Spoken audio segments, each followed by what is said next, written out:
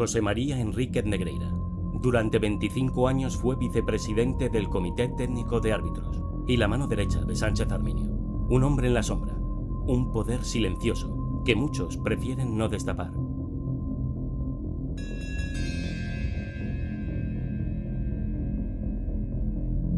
En este documental, dividido en 8 capítulos, repasaremos lo que se intentó ocultar.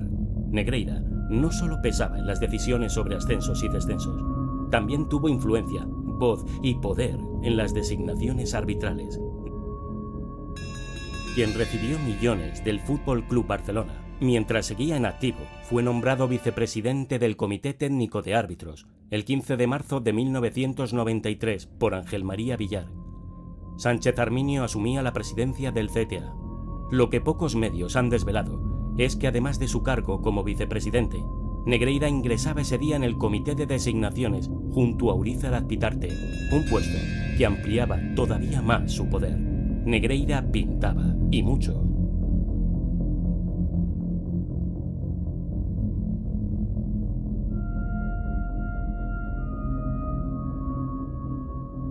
Agraïm molt especialment la presència del senyor Enríquez Negreira avui a Gol a Gol, perquè demà al matí a les 6 ha d'agafar un avió per anar cap a Madrid per designar els àrbitres de la pròxima jornada. Si se puede, sí. Si se pot. Miembro del Comité de Designación, Negreira proponía, Negreira influía, Negreira designaba los árbitros de cada jornada, desde marzo de 1993 y durante los siguientes años de la década de los 90. Su cargo de vicepresidente también le permitía tener un peso considerable en las sanciones y premios de los colegiados. Un artículo publicado en Marca de José Vicente Hernáez en 1994 alertaba del poder del vicepresidente y designador arbitral José María Enríquez Negreira. Al Barça, naturalmente, no le hace falta recusar a un árbitro. Basta, por ejemplo, con que un día cualquiera de partido se le insinúe algo a Enríquez Negreira, miembro del Comité de Designación, en el palco presidencial del Camp Nou al que suele ir con relativa frecuencia, o en cualquiera de los partidos de su hijo con uno de los equipos inferiores del Barça. En Mundo Deportivo se hacían eco de las quejas de Ramón Mendoza al presidente de la Real Federación Española de Fútbol, Villar. Enríquez Negreira tomaba la defensa de su jefe. Mi presencia en el Comité de Designación no ha influido para beneficiar ningún equipo. Por aquel tiempo, aún no sabíamos que José Lluís Núñez, presidente del Barça, inició los pagos al vicepresidente de los árbitros. El popular periodista deportivo Enrique Ortego recordaba también la presencia de Enríquez Negreira en el Comité de Designación y las peleas entre presidentes, árbitros y federación. Muchos son los recortes de prensa que permiten verificar la presencia de Negreira en el Comité de Designación y las quejas de algunos entrenadores. A finales de los 90 se cambió el sistema de designación por el del sorteo por ordenador, pero condicionado con diferentes reglas. Enríquez Negreira siguió en el comité como vocal de capacitación y designación hasta 2005, un total de 13 años, y siempre manteniendo su puesto como vicepresidente del CTA.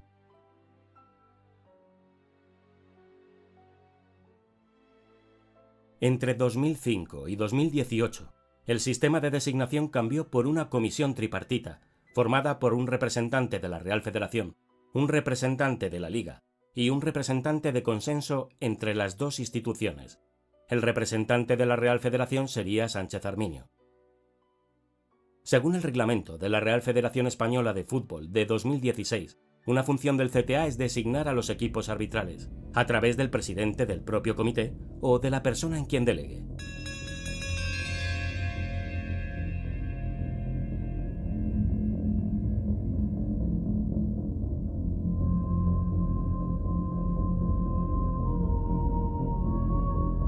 Negreira fue el asistente de Sánchez Arminio cuando este último era árbitro. Hombre de confianza y amigo del presidente del Comité de Árbitros, Negreira era conocido como la mano derecha de Sánchez Arminio.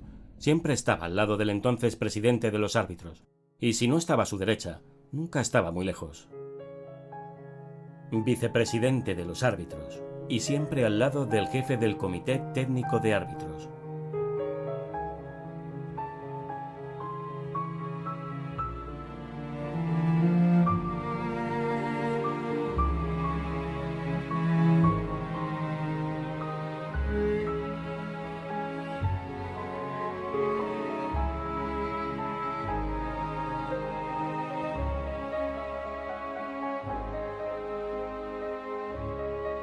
¿Quién podría pensar que la mano derecha y hombre de confianza no influía en las decisiones de Sánchez Arminio? O peor aún, que no tenía ningún peso en ellas. Nadie se lo cree. Negreira murmuraba al oído del presidente de los árbitros.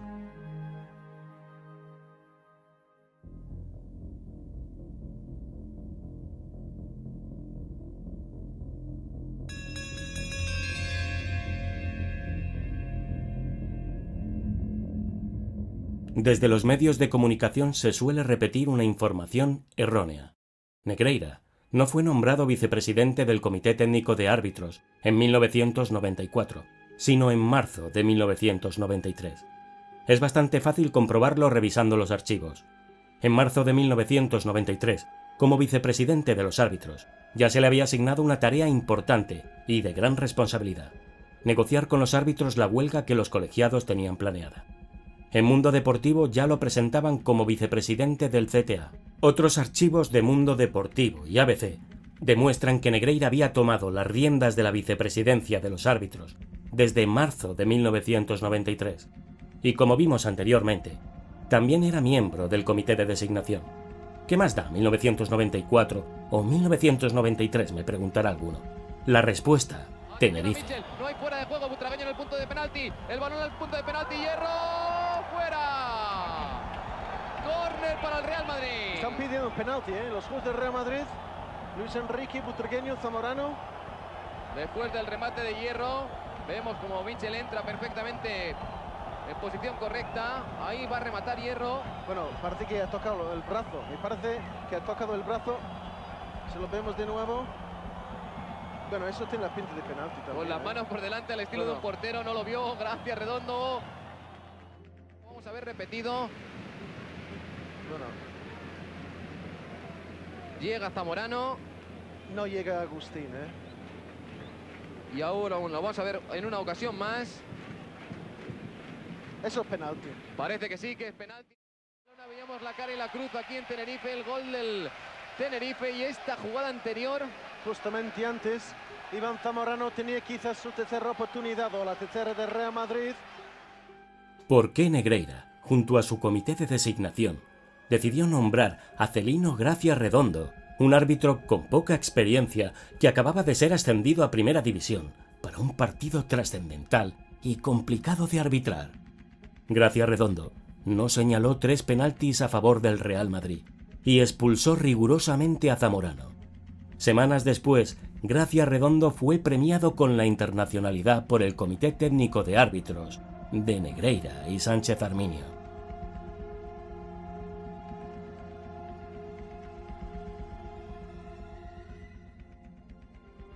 Això va passar d'un president Núñez, Gaspar, Laporta, Rossell, Bartomeu...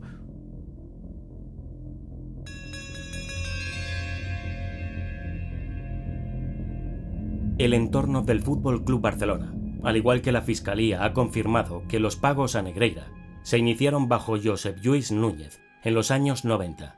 Núñez no dejó rastro de las facturas. Aunque este periodo no esté siendo judicializado y la prensa haya ignorado lo sucedido entre 1993 y 2001, eso no significa que no ocurriera, ni que esos años deban ser olvidados.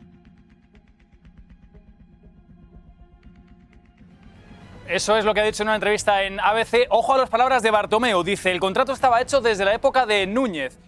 Entre 1993 y 2001, el Barça ganó 4 ligas, 2 Copas del Rey y 3 Supercopas.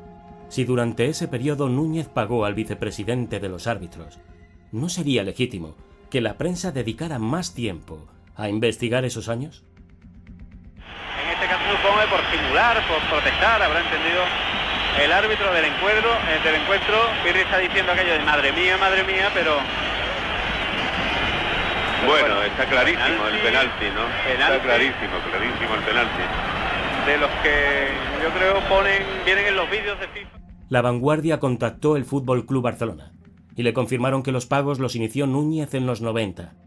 Joan Laporta y el propio Negreira confirmaron que los pagos empezaron antes de los años que ponía en los documentos de Hacienda. Però qui va fer el primer contracte? Això no ho pot revisar el club? Bueno, això va ser de l'època de l'assessorament aquest ve de l'època del Núñez. Conseguimos hablar bastante rato con Enriquez Negreira. Y Enriquez Negreira nos admitió todo, nos admitió que él había estado cobrando del Barcelona, que había estado cobrando del Barcelona durante más años de los que ponía en el papel de la agencia tributaria, que había estado cobrando del Barcelona durante más años de los que ponía en el papel de la agencia tributaria. Cuando Zamorano intentaba irse ahí de Nadal, yo creo que hubo falta de nuevo, que Andújar no ha señalado, queda en el suelo Zamorano.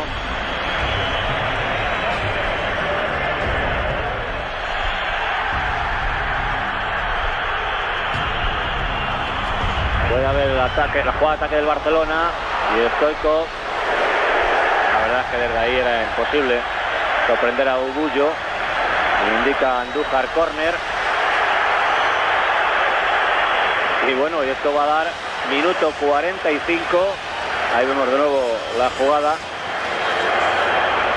El envío de Stoichkov. La pelota no sale para nada. Albert Perrin, ex vicepresidente del Barcelona durante la época de Laporta, también confirmó que los pagos venían de la época de Josep Lluís Núñez. Es pagava el número 2 dels àrbitres. Jo no ho sabia, Això que ho sabien uns quants, almenys, dintre la junta directiva. Però si això ve del senyor Núñez, del senyor Gaspar... Josep Lluís Núñez fue, probablemente, el cerebro de este sofisticado sistema de influencia. Y, sobre todo, el más astuto de todos. Nunca dejó rastro de facturas.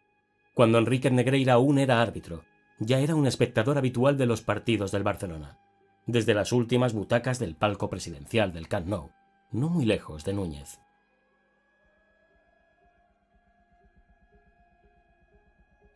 Todo el que conoce la Federación, y sobre todo en aquella época, sabe que solamente asomar Negreira o llamar a un árbitro por teléfono en una designación o que fuera, los árbitros se ponían firmes.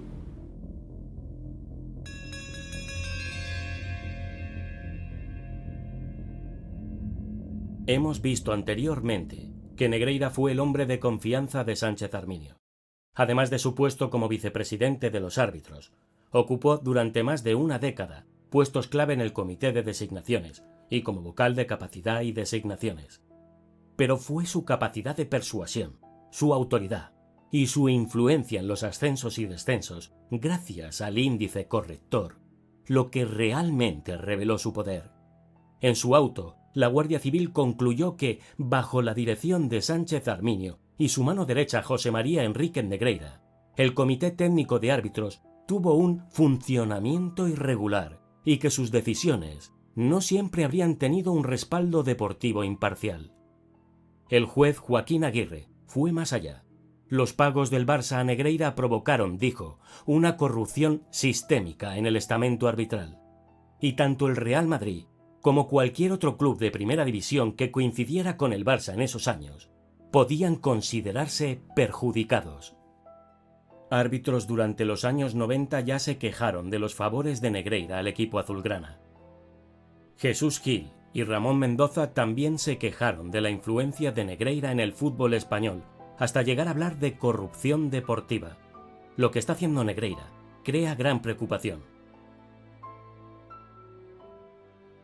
Per cert, vostè és l'home que, segons diu el senyor Gil i Gil, fa guanyar les lligues al Barça als despatxos? De moment sí. ¿Sí? El ex vicepresidente de los árbitros declaró a Hacienda que cada semana o 15 días revisaban las actas arbitrales y puntuaban a los árbitros.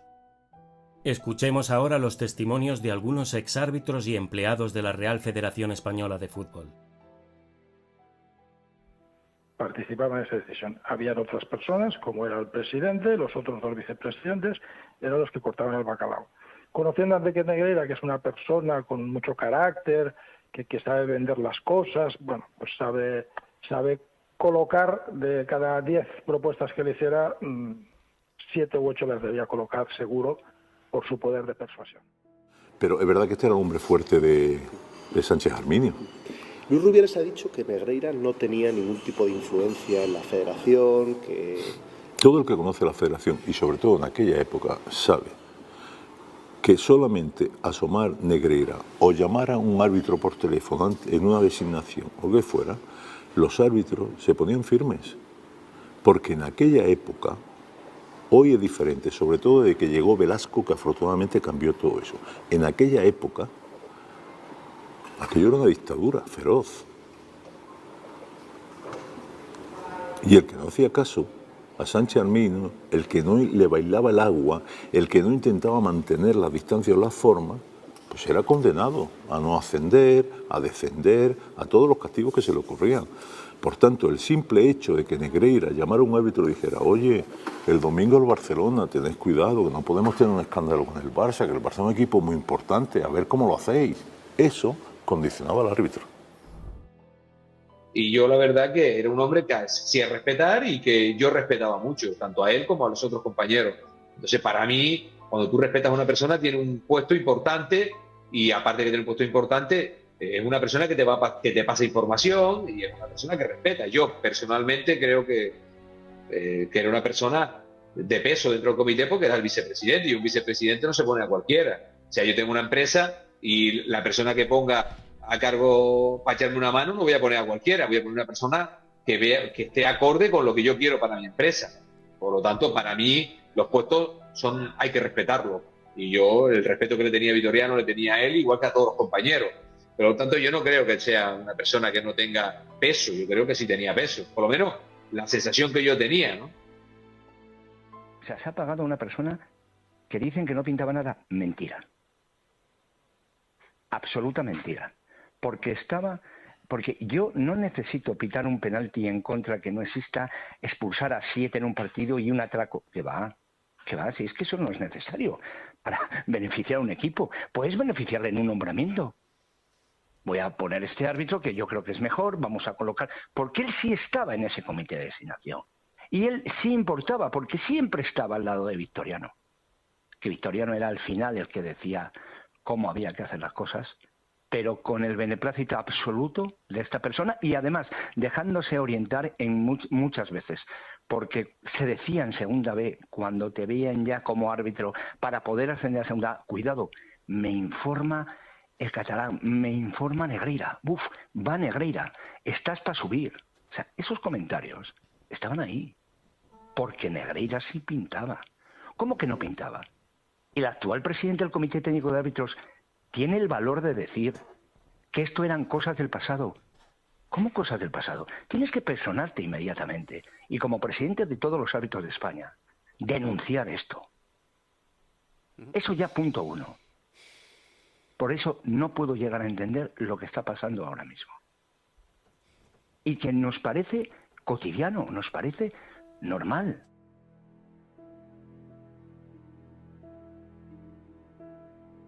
En el momento en el que se hicieron las listas oficiales por parte del comité técnico, yo un par de horas antes recibo la llamada de nuestro vicepresidente del comité, Enrique Negreira, y ahí ya sí me oficializa, digamos, mi ascenso.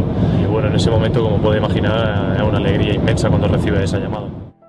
Como muchos otros compañeros han dicho en muchas declaraciones públicas y delante de la Guardia Civil, de que pintaba y mucho. Y lo ha dicho Mateo Laoz y lo ha dicho Iturralde. Quiero decir que lo han dicho árbitros que se han ido hace nada y lo han dicho árbitros que llevaban mucho tiempo.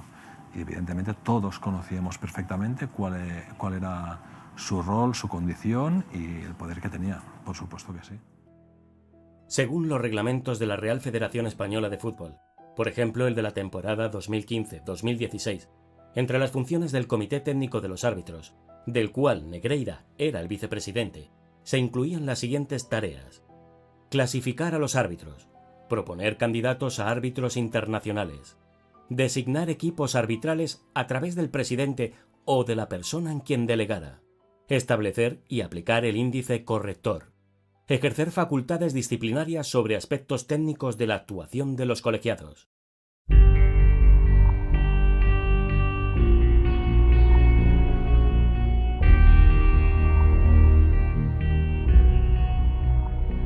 Era el ayudante del jefe. El ayudante del jefe. Eso era una bueno, pues tiene que hacer eso y lo hacía cada año, lo ha hecho toda la vida. y a mí me hacía gracia, claro, la gracia por un lado por el para que sube y para que baja pues es una pena, y yo sé que hay árbitros que han llorado. ¿Alguna vez, José María, que te hayan hecho una proposición indecente que digas, que se pueda contar ahora, sin dar nombres?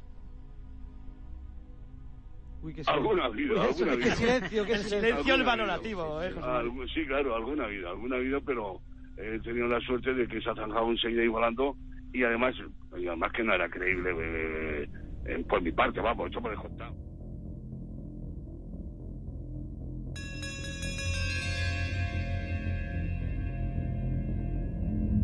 No hace falta pagar a un árbitro para corromper la competición. Basta con influir en el sistema. Hoy muchos aficionados siguen creyendo que para comprar a un colegiado hay que entregarle un sobre, como se hacía antaño. Pero en el siglo XXI, con casos como el Calciopoli o el caso Negreira, se emplea un método mucho más sofisticado, casi invisible para la opinión pública. Con nombramientos, sanciones, recompensas, ascensos o descensos, se puede controlar a los árbitros sin que nadie lo perciba. Los árbitros que se equivocaban contra el Real Madrid eran sancionados, mientras que los que cometían errores a favor del Barça no solo quedaban impunes, sino que en algunos casos incluso eran premiados. Pudimos ver cómo Gracia Redondo fue premiado con la internacionalidad, semanas después de no señalar 3 penaltis al Real Madrid. A continuación, solo unos ejemplos de muchos. El árbitro Tristante Oliva señaló un polémico penalti de Marchena sobre Raúl. Al final de la temporada fue expulsado del sistema. Al año siguiente fue delegado del campo del Murcia. El mensaje a los árbitros fue claro. El árbitro Mejuto González pitó un penalti sobre todo fuera del área a favor del Barça contra el Atlético de Madrid, con 0-1 a favor de los rojiblancos. No fue sancionado por el Comité Técnico de Árbitros. Rodríguez Santiago concedió un gol de Messi con la mano en la penúltima jornada de Liga. Con ese gol, el Barça era virtualmente campeón de Liga. Pocos días después, el colegiado fue designado por el Comité Técnico de Árbitros para arbitrar la final de la Copa del Rey. Clos Gómez anuló 3 goles legales al Real Madrid y expulsó muy rigurosamente a Van Nistelrooy ante el Atleti. Menos de 3 meses después fue nombrado internacional. También volvió a ser convocado para el siguiente derbi en el Calderón. Pérez Burrul la lió en el Bernabéu. Nos señaló 2 posibles penaltis sobre Juanfran, que entonces jugaba en Osasuna. El árbitro fue sancionado varios partidos. Teixeira Vitiene sacó 2 amarillas a Busquets, pero no le expulsó. Manipuló el acta del partido. No fue sancionado por el Comité Técnico de Árbitros. La temporada siguiente, el mismo árbitro permitió que el Barcelona empezara el partido con más de 50 minutos de retraso, a pesar de que el reglamento lo considera una incomparecencia con pérdida de los 3 puntos. El árbitro fue premiado para oficiar el siguiente clásico de Copa del Rey. El árbitro Parada Romero se retiró del arbitraje presionado por el CTA por no expulsar a Mourinho, entonces entrenador de los blancos. En la primera vuelta el mismo árbitro expulsó a 3 jugadores del Madrid en el mismo partido, pero no hubo presiones. El árbitro Muñiz Fernández fue duramente criticado públicamente por Sánchez Arminio, entonces presidente del CTA, por conceder un polémico penalti a favor del Real Madrid. El árbitro fue sancionado con la nevera y descendió al final de la misma temporada. Quizá quien mejor tiene que decirlo es él. No sé cómo se encuentra, si ha tenido algún problema familiar, alguna cosa donde él, bueno, pues a lo mejor no estaba en el momento propicio, ¿no? De Burgos Bengoechea arbitró el clásico de la Supercopa en 2017. Se inventó un penalti tras una simulación de Luis Suárez y expulsó a Cristiano tras una falta de Umtiti. Unos meses después, el Comité Técnico de Árbitros le concedió la internacionalidad. Entonces, este tipo de cosas, digamos que crean suficientes pistas a los árbitros para saber que en caso de equivocarse, es mejor equivocarse de cierta manera. Y es peor equivocarse de tal otra manera, ¿no? Entonces, esto, dicho que los árbitros se equivocan, porque es obligado, es ponerles demasiado en claro que equivocándose de una manera les va bien y equivocándose de la otra manera les va mal, ¿no?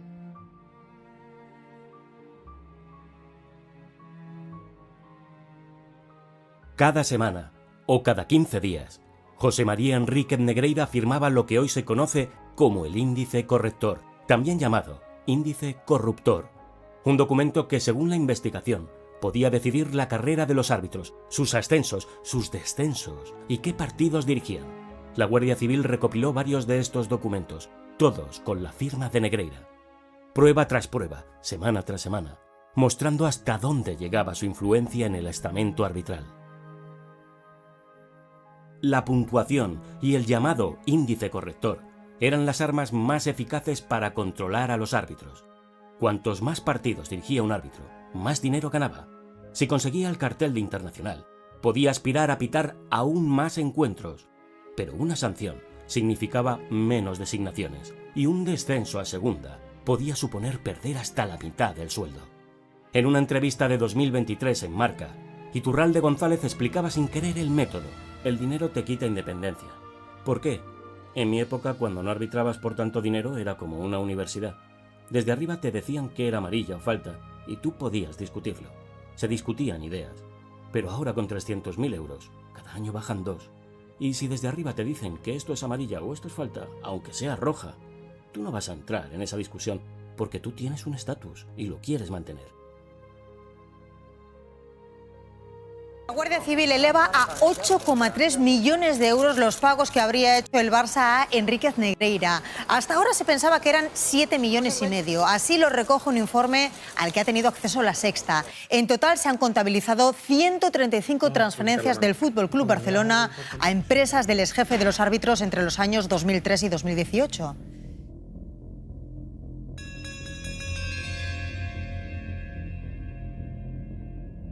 Pagos acreditados durante 17 años, cuyas facturas reposan en poder de la Fiscalía. A esto se suman otras cantidades desconocidas, entregadas entre los años 90 y 2000, bajo el mandato de Núñez a Negreira, y alrededor de 60.000 euros a Javier Enríquez, durante los años en que elaboraba informes para el Barça. Pagos supuestamente destinados a mantener la neutralidad, como afirmaban muchos en el entorno del club, tras las declaraciones a Hacienda del exvicepresidente de los árbitros. Lo que el FC Barcelona quería era asegurarse que no se tomaban decisiones en su contra, que todo fuera neutral. ¿Existe algún documento, informe o similar en el que se incluyan las conclusiones del asesoramiento que prestaba a través de Dasnil al FC Barcelona? No. Entonces, si solo se reunían como mucho 6 veces al año y no había informes escritos, ¿por qué le pagaban los importes facturados por Dasnil, que son los siguientes? Porque así estaban tranquilos de que en el comité arbitral no había decisiones en contra del FC Barcelona, que todo era neutral. Toni Freixa y Albert Perrin, ex vicepresidentes del Barça, también dieron su particular explicación sobre los millonarios pagos al vicepresidente de los árbitros. 2003. Hi ha un directiu, vicepresident econòmic, no, tresorer, perdó, ho descobreix. Li diu al president, el president agafa Soriano, Sandro Rosell, i ho parlen, i el Sandro Rosell, que crec que aquí l'acerta, diu, aviam, per lo que estem pagant, millor mantindre-ho, si no encara rebarem. Doncs bueno, ho mantenim, i es mantén. I ho ha explicat ara l'Albert, que quan es descobreix per part d'una junta, arriben a la conclusió que és millor seguir-ho fent, no sigui que ens passi qualsevol cosa. I això ho fan totes les juntes. O sigui, el Barça, que té la característica de que, com abans ho dèiem, de que quan arriben uns suprimeixen tot el dels d'abans, això no es va suprimir mai. Això va passar d'un president Núñez, Gaspar, Laporta, Rossell, Bartomeu... O sigui, i perquè el senyor Negreira va sortir del comitè tècnic d'àrbitres, que si no potser encara hi seríem, no? La ley no permite pagos a colegiados, jueces o vicepresidentes de los árbitros para condicionar su conducta, aunque el objetivo declarado sea garantizar la imparcialidad. La neutralidad exigida por la norma es un deber, no es un servicio por el que se deba pagar. La corrupción deportiva es un delito de mera actividad. Esto significa que para consumarse no es necesario demostrar que se alteró el resultado deportivo. Basta con la simple oferta, promesa o concesión de un beneficio no justificado con el fin de influir en el resultado. Expresidentes y exdirectivos del Barça os han reconocido que ellos pagaron a Enríquez Negreira en defensa propia, porque creían que los árbitros tenían tendencia a beneficiar al Real Madrid. Pero claro, de aquí surgen preguntas que no sé si os han respondido. Una es si pensaban que había algo raro detrás de los arbitrajes al Real Madrid, ¿por qué no lo denunciaron? Y la otra es qué pretendían conseguir ellos pagando a los árbitros, contrarrestar el trato al Real Madrid, pero ¿en forma de qué? ¿De que se beneficiara al Barça? Eso es lo que ahora debe determinar la investigación, es decir, hasta ahora la investigación ha acreditado el primer tramo, que es que el Barcelona pagó al vicepresidente del órgano que te juzga cada semana. Y eso ya está considerado por el propio escrito de la Fiscalía de Barcelona, lo considera ya como delictivo. En el tema en el delito del fraude deportivo, que se incluye en el Código Penal en 2010, no hace falta que consigas el efecto, digamos que con pagar por eso ya se considera que es una actitud delictiva. Es decir, que el Barcelona, por decirlo de alguna manera, mordió la manzana de Eva y ha cometido el pecado original. Y yo entiendo que por eso debe ser de alguna manera sancionado.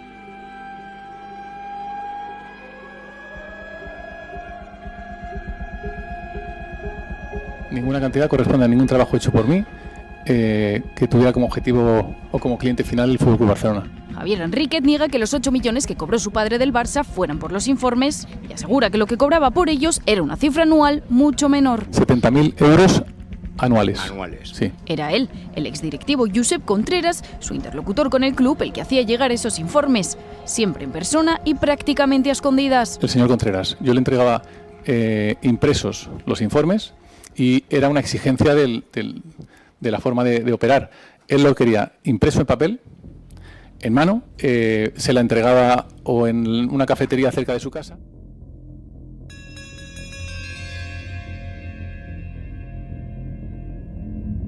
Javier Enríquez, hijo de Negreira, fue colaborador del Comité Técnico de Árbitros como mental coach.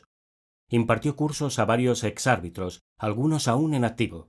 Durante unos años, coincidió con el periodo en que trabajaba como colaborador externo del Fútbol Club Barcelona. Recibía un extra de 10.000 euros por acompañar a los árbitros. Algunas anotaciones como vídeo para que el árbitro no sea contrario al Barça dejan perplejo. Entre 1994 y febrero de 2023, Javier Enríquez recogía a los árbitros en el aeropuerto de Barcelona, los llevaba al bar de su padre y luego al hotel, pero su acompañamiento no terminaba ahí. También escoltaban al equipo arbitral hasta los vestuarios del Camp Nou. Flórez Muñoz, exárbitro y asistente de Juan Andújar Oliver, relata un encuentro con Javier Enríquez en el Diario de Córdoba. Claro que lo recuerdo. Afirma cuando se le pregunta por aquellos acompañamientos del hijo de Negreira. Lo he vivido en primera persona, en un partido Barcelona-Atlético de Madrid, en marzo de la temporada 1993-94. Nos recogió el hijo en el aeropuerto y nos llevó al hotel. Luego nos llevó a comer a un bar y ahí estaba Negreira. Recuerdo que nos hicimos una foto. Insistía en hacernos una foto para tenerla y recordar el momento. Ahora lo relaciono con todo lo que está ocurriendo, porque posiblemente él quería tener soporte documental acreditativo de que había hablado con nosotros. El Mundo publicó el testimonio de un árbitro acompañado en su momento por el hijo de Negreira, que prefirió mantener el anonimato. Ocurrió hace años. Faltaban algo más de 3 horas para que el FC Barcelona se jugase la Liga en el Camp Nou. Enfrente, un equipo del norte de España. Si ganaba, el Barça dejaba casi encarrilada la Liga. Y si perdía, se apretaba la competición.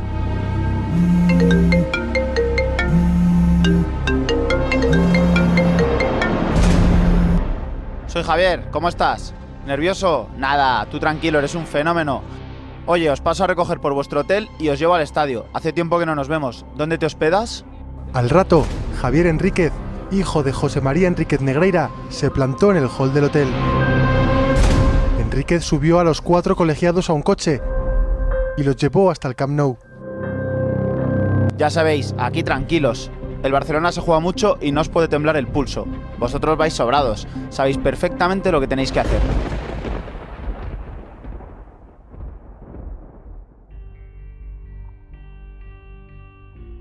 José María Enríquez Negreira fue vicepresidente de los árbitros entre 1993 y 2018. Mano derecha de Sánchez Arminio, miembro del Comité de Designaciones en los años 90 y vocal de capacitación y designación a principios de los 2000. Cada 15 días revisaba actas y puntuaba a los colegiados. Desde la época de Núñez y hasta 2018, el Barça pagó millones al número 2 del arbitraje español. Durante 25 años, todo lo que vimos en el fútbol español estuvo condicionado. Jugaron con la ilusión de millones de aficionados. Es probablemente el mayor escándalo de la historia del fútbol europeo, pero las instituciones y parte de los medios de comunicación parecen preferir mirar hacia otro lado, dejando que la verdad se diluya y que el fútbol siga envuelto en la mentira.